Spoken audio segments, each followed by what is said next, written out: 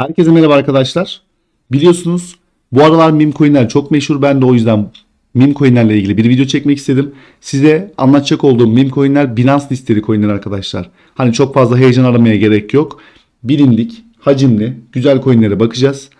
Bu arada Binance'da listeli olan, uygulamada olan coinleri görmek için arkadaşlar Binance sayfasına girip bakın buradan marketi tıkladıktan sonra altta Solana ağı mesela yapay zeka, Layer 1, Layer 2, Metaverse hepsi var. Buradan meme tıklıyorsunuz ve Binance'da listeli olan meme coinleri görebiliyorsunuz arkadaşlar. Burada son fiyatı, 24 saatlik hacmi, market cap değeri hepsini gösteriyor arkadaşlar. Bakın meme coinler örnek veriyorum. Bugün %87'lik bir hacim artışına uğramış. Market cap değeri de %7 yükselmiş. Burada bütün bilgilere dediğim gibi sahip olabilirsiniz. Bu videoda Doge, SHIB, Pepe'yi inceleyeceğiz. Bu üçünü mutlaka tutan veya almayı düşünen vardır diye düşünüyorum. Ayrıca sizlere videonun sonlarına doğru veya ortasında da olabilir bir tane Binance'da listeli olup market cap değeri bunlara göre çok düşük kalan ama aynı zamanda yükseliş potansiyeli, daha önce rally yaşamadığından dolayı yükseliş potansiyeli yüksek olan bir tane coin önereceğim. Tabii ki yatırım tavsiyesi olmayacak ama yine de denk geldiği için sizlere önermek istiyorum. Sözü çok fazla uzatmadan Doge'ye geçelim. Siz de o sırada kanala abone olup videoyu beğenirseniz çok mutlu olurum. Evet arkadaşlar, şimdi Doge'ye baktığımızda 0.47, bakın 47 cent seviyesi direnç olarak çalışmış. Daha önce de şu bölgede 2 defa test etmişti ve 3. testimiz geldi. Ancak bu direnci geçemediğinden dolayı Doge'de 0.39'lara kadar bir geri çekilme ihtimali var tabii ki de. Onu da şu sebepten dolayı söylüyorum. Burada oluşan ikili tepeden dolayı. Ancak 0.47606 seviyesi üzerinde 4 saatlik veya günlük kapanışlar geldiği takdirde 0.59'lar yani %25'lik bir yükseliş potansiyeliyle birlikte 0.59'lar Doge'de hedef olacaktır. Alt desteğimiz 0.39 seviyesi arkadaşlar. Doge tutanlar için. Elon Musk birkaç gündür Doge ile ilgili ciddi anlamda paylaşımlar yapmaya başladı. Doge'yi yine bir şekilde yukarı doğru fırlatabilirler. O yüzden almayı düşünen arkadaşlar varsa kesinlikle bu noktadan almasın. Şu anda çünkü 0.46 seviyesindeyiz. 0.47 600'de zaten direnci var. Almayı düşünen arkadaşlar 0.39'a geri çekilmesini veya 0.47 üzerinde günlük bir kapanış yapmasını beklesin diye uyarıda bulunayım arkadaşlar. Doge'nin 59'dan sonraki hedefi de 0.66 seviyesi. Şimdi çoğunuz bu tarz çizimler yapmandan dolayı, bu tarz sayfalara girmenin dolayı, sadece telefondaki uygulamadan girdiğinden dolayı sizlere net olarak direnç veya destekteki rakamları vermeye çalışıyorum arkadaşlar.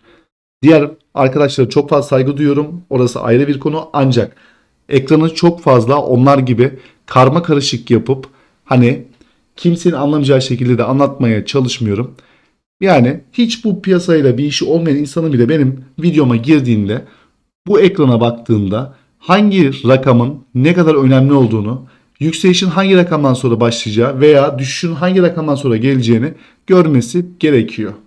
Hiç bilmeyen bir insanın bile dediğim gibi çok rahat bir şekilde anlaması gerekiyor. Sözü çok fazla uzatmadan hemen bir SHIB'e geçelim. Arkadaşlar SHIB'e baktığımızda bakın yine 0.618 seviyesi direncine takılmış bir SHIB görüyoruz. Bunu günlük olarak aldığımızda da sıfırları saymayalım. 32-34 seviyesi SHIB için şu an direnç seviyesi arkadaşlar. Bakın direnç seviyesi. Ancak 32-34 seviyesinin üzerinde günlük kapanışlar gelmeye başlarsa eğer ilk hedefi 38 seviyesi olacaktır. Yani %17'lik bir yükseliş SHIB için gayet normal diyoruz. Ancak SHIB almayan arkadaşlar, almayı düşünen arkadaşlar varsa aynı Doge'de yaptığım uyarı gibi bunda da yapıyorum. 32-34 seviyesinde kesinlikle ama kesinlikle alım yapmayalım. Pardon. Şu anda çünkü tam dirençteyiz. Buradan bir geri çekilme olursa ciddi anlamda alır almaz zarara uğrarsınız. 28-23 seviyesi ayrıca destek bölgesi. Onun altındaki bir alt desteğimiz de 24-11 seviyesi arkadaşlar. SHIB'in gideceği yer 38-20 seviyesi olabilir. Ve onun üstünde 41-80 var. Bu seviyelere geldikten sonra tekrardan yeni bir SHIB analiz videosu çekeriz. SHIB'de yükseliş gelecekse %30'luk bir yükseliş gelecek. Sözü çok fazla bunları uzatmıyoruz ve Pepe'ye geçiyoruz arkadaşlar. Pepe diğer ikisine göre biraz daha güzel arkadaşlar. Çünkü Fibonacci'ye göre baktığımızda bakın şu anda 1618. Nasıl ki Pepe'de ve SHIB'de 618 ise bunda da 1618 arkadaşlar seviyesinin üzerine atılmış. Tekrardan buraya şöyle 4 saat alıp daha net gösterelim. Bakın 2 sefer test gelmiş ve yönünü yukarı doğru çevirmiş. Pepe'de 26.49 seviyesi eğer aşılırsa 35.70'lere kadar gitmesi gayet normal. Yani orada ortalama şunu şöyle biraz kenara çekelim. Ortalama %35'lik bir yükseliş Pepe için konuşabiliriz. Almayı düşünen arkadaşlar 26.49 üzerine 4 saatlik bir kapanış gelirse %2 veya %3 stoplu maksimum diyorum onda. İşlemi deneyebilir. Ama asıl desteğimiz 24.30 seviyesi Pepe'de. Onun altındaki destek seviyemizde 22-25 seviyesi arkadaşlar. Zaten Pepe'de yükselişi değiştiren bakın şöyle göstereyim ben size. Piyasanın yönünü değiştiren bana göre asıl seviye 22-25 seviyesidir. Çünkü şöyle baktığımızda bakın günlük olarak sadece şu alanda 5 kere değmiş. Şurada tekrar. Burada üstünde kapatamamış. Burada tekrar temasları var. O yüzden 22-25 seviyesi ola ki gece falan bir iğne gelir bir şey gelir. Burası tam bir benim için alım noktası arkadaşlar. Videonun başında bahsetmiş olduğum diğer meme coin ise Neiro arkadaşlar. Neiro yeni bir coin. Binance'da yeni listelendi. Şu an gerçekten de çok fazla bir hareket yapmadı. Olduğu yerde kalıyor. Ancak şu an dün hatta düşen trendi kırdı. Bugün retestini yaptı.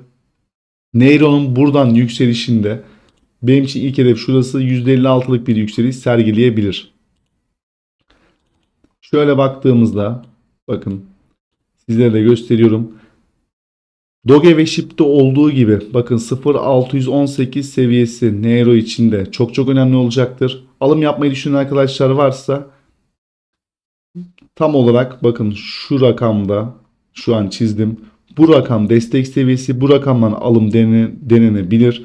Ancak bunun altına olan bir kırılımda da 0.17 seviyesi gelecektir. Neiro market cap olarak diğerlerine göre çok aşağıda. Bakın Doge'nin market cap değeri 68 milyar dolarken Neiro'nun market cap değeri sadece 805 milyon dolar. O yüzden Neiro'ya yatırım tavsiyesi olarak değil ama benim dikkatimi çekti. O yüzden paylaşmak istedim sizlerle. Şöyle bir alanı var Neiro'nun. Onu da hemen belirtiyorum. Bakın şu şekilde düşüşümüz geliyor ve burada kanalın içinde oyalanma sürecine girmiş. Bu kanal alt bandı 16-26 seviyesi, üst bandı 20-92 seviyesi arkadaşlar. Yani şöyle yapalım. 162 alt band, 209 üst band. Eğer 209 üstünde bir kırılım gelirse çok hızlı bir şekilde bakın %65 şu andan itibaren ama kırılımdan sonra aldığımızı varsayarsak da %47'lik bir yükseliş Neiro için mümkün. Bu coin'i takip etmenizi öneririm. Alım yapın demiyorum. Alım yapılacak noktalarını da söyledim. Bu tarz içeriklerin devamının gelmesi için kanalıma abone olursanız çok mutlu olurum. Yorumlarda nokta da dahil yorum bıraktığınız anda bana destek olmuş olursunuz. Ayrıca kanala üye olursanız aşırı mutlu olurum. Bir sonraki videonun konusunu sizlere bırakıyorum. Yorum kısmında belirtebilirsiniz. Tekrardan görüşmek üzere arkadaşlar. Herkese bol kazançlar.